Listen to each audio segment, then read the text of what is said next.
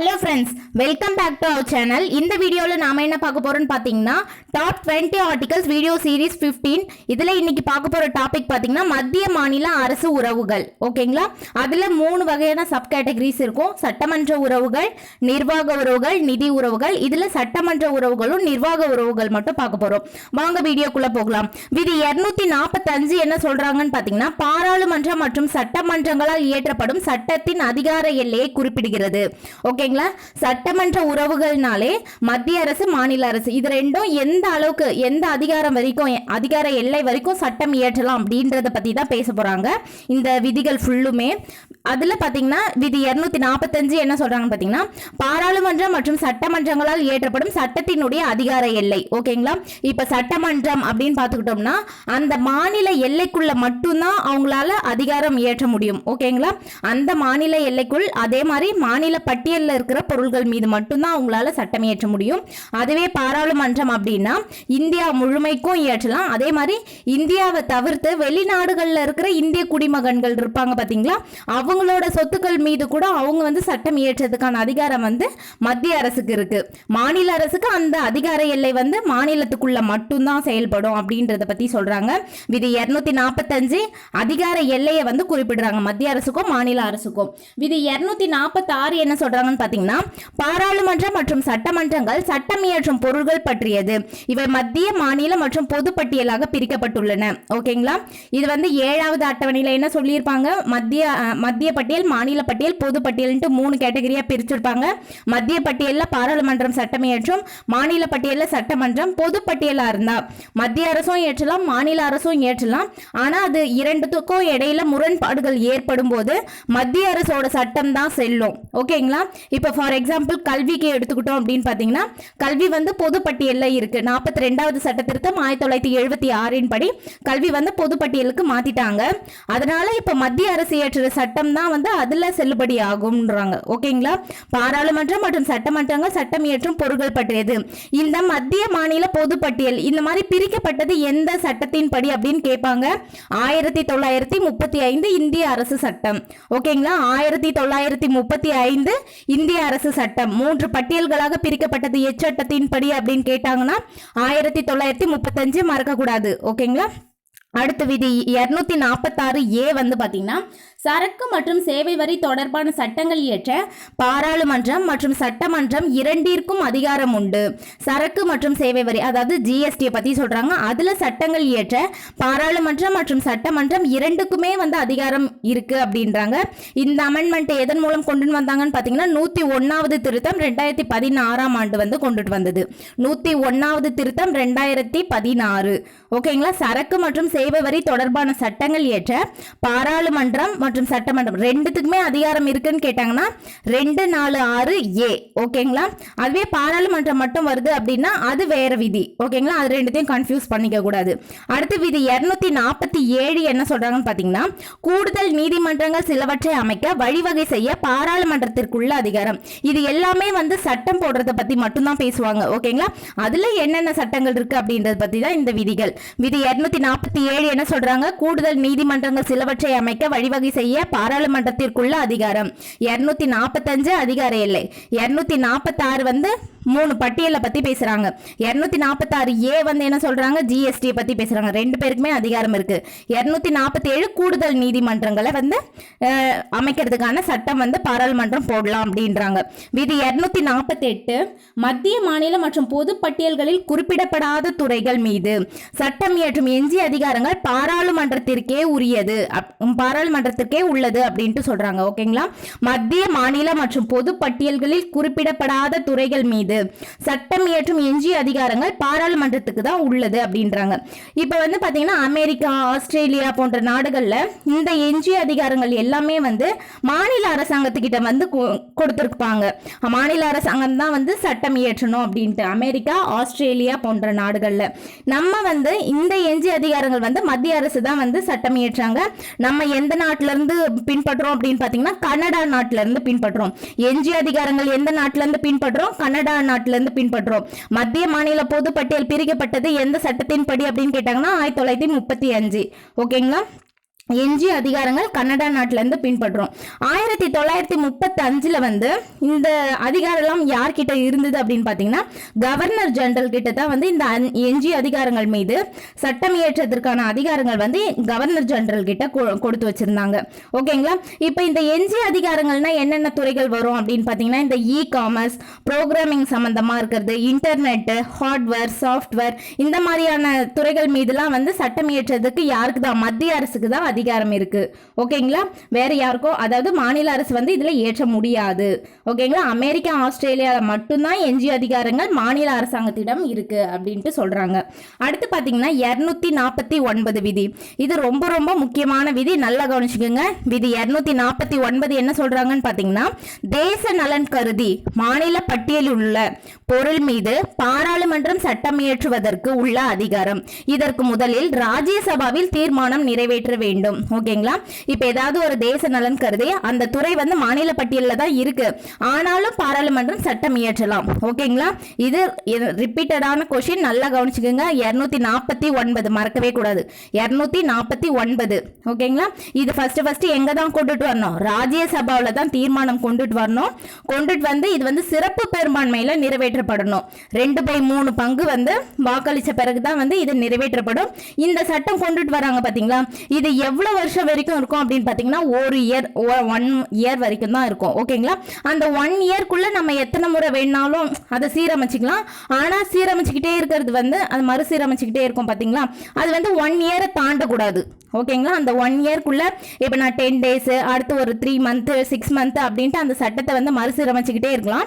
கடைசியில் அது வந்து 1 இயரை தாண்டக்கூடாது. இந்த மொத்த கால்குலேஷன் பீரியடும் வந்து 1 இயரை தாண்டக்கூடாது. முக்கியம், சிறப்பு பெரும்பான்மையில நிறைவேற்றணும். இது எவ்வளவு நாள் வரைக்கும் தான் இருக்கும் அப்படின்னு பாத்தீங்கன்னா 1 இயர் வரைக்கும் தான். இதுக்கு ஃபர்ஸ்ட் எங்க கொண்டுட்டு வரணும்? ராஜ்யசபால தீர்மானம் கொண்டுட்டு வரணும். விதி 249 தேச நலன் கருதி. ஓகேங்களா? அதுவே விதி 250னா தேசிய நெருக்கடி நிலை அமல்ல இருக்கும்போது பாராளுமன்றம் மாநில பட்டியலில் சட்டம் இயற்றலாம். ஓகேங்களா? இப்போ தேசிய நெருக்கடி நிலையெல்லாம் இருக்கு அப்படின்னா டைரக்டா வந்து என்ன ஆகும்? மாநில அரசாங்கத்தில் மத்திய ஆட்சி தான் வந்து வரும். ஓகேங்களா? அப்போ வந்து சட்டமன்றம் வந்து செயலிழந்து இருக்கும். அதனால அந்த சமயத்தில் பாராளுமன்றம் மாநில பட்டியலில் வந்து சட்டம் இயற்றலாம். அந்த சட்டம் வந்து எவ்வளோ நாள் வரைக்கும் அப்படிதான் இருக்கும்னு பார்த்தீங்கன்னா 6 month வரைக்கும் தான் இருக்கும். அதுக்கப்புறம் அந்த சட்டம் தானாகவே முடிவுக்கு வந்துடும். ஓகேங்களா? 6 month வரைக்கும் தான் இருக்கும். அதுக்கப்புறம் வந்து நீங்கள் வந்து பாராளுமன்றமோ சட்டமன்றமோ வந்து திரும்ப கூடின பிறகு அந்த தேசிய நெருக்கடி நிலை முடிஞ்சதுக்கு அப்புறம் கூட்டி அது சட்டமாக மாற்றினா மட்டும்தான் அது இருக்கும். அப்படி இல்லை அப்படின்னா 6 month வரைக்கும் தான். அதுக்கப்புறம் அது தானாகவே முடிவுக்கு வந்துடும். ஓகேங்களா? 249னா தேச நலன் கருதி மாநில பட்டியலில் இருக்கிறது மீது பாராளுமன்றம் சட்டம் இயற்றலாம். 250னா தேசிய நெருக்கடி நிலை வந்து அமல்ல இருக்கும்போது மாநில பட்டியலில் சட்டம் இயற்றதை பத்தி சொல்றாங்க. 2 விதியும் ரொம்ப ரொம்ப முக்கியம். அடுத்த விதி 251 என்ன சொல்றாங்கன்னு பாத்தீங்கன்னா விதி 249 மற்றும் 250 கீழ் நாடாளுமன்றம் இயற்றிய சட்டங்களுக்கும் சட்டமன்றங்கள் இயற்றிய சட்டங்களுக்கும் இடையிலான முரண்பாடுகள் குறித்தது. ஓகேங்களா? இப்போ வந்து விதி 249லும் 250லையும் வந்து நாடாளுமன்றம் ஒரு சட்டத்தை இயற்றாங்க அப்படின்னா அது ஏற்கனவே இருக்க மாநில சட்டமன்றங்கள்ல இயற்றிய சட்டங்களுக்கு இடையில முரண்பாடுகள் இருக்கிறத பத்தி பேசுறது தான் வந்து விதி 251. ஓகேங்களா? அடுத்து விதி 252 என்ன சொல்றாங்கன்னு பாத்தீங்கன்னா 2 அல்லது அதற்கு மேற்பட்ட மாநிலங்கள் சட்டமன்ற தீர்மானங்கள் மூலம் மத்திய அரசை மாநில பட்டியலில் உள்ள ஒரு பொருள் மீது சட்டம் இயற்றுமாறு கோரும் போது பாராளுமன்ற மாநில பட்டியலில் சட்டம் இயற்றலாம். மற்ற மாநிலங்களும் இதனை ஏற்கலாம். ஓகேங்களா? 2 அல்லது அதற்கு மேற்பட்ட மாநிலங்கள் அவங்களுடைய சட்டமன்ற தீர்மானம் மூலமாக மத்திய அரசை வந்து கேட்டுக்கிறாங்க, மாநில பட்டியலில் இருக்க ஒரு பொருள் மீது நீங்க சட்டம் இயற்றி கொடுங்க அப்படின்ட்டு. அப்படி கேட்கும்போது அவங்களும் இயற்றி தராங்க அப்படின்னு பார்த்தீங்கன்னா கோரும் மாநிலம் மட்டும்தான் பொருந்தும். அதாவது எந்த மாநிலம் கேட்டாங்களோ அந்த மாநிலத்துக்கு மட்டும்தான் அந்த சட்டம் வந்து பொருந்தும். ஓகேங்களா?